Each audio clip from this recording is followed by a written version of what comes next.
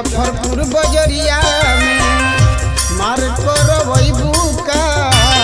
चकिया बजरिया में मार करवैबू का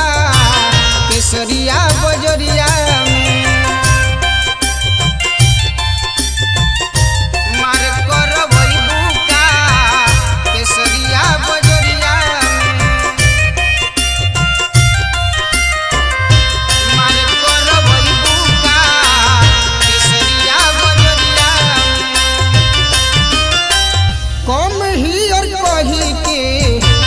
केहू के बोलावे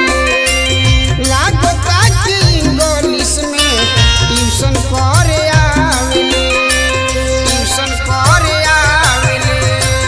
कम ही और कही के केहू के बोलावे लागता कि इंग्लिश में ट्यूशन करे आवेले ट्यूशन करे आवेले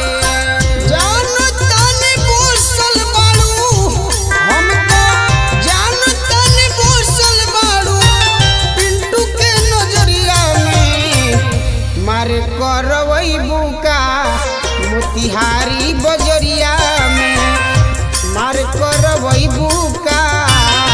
भोजपुर बजरिया में मार करवैबू का राजपुर बजरिया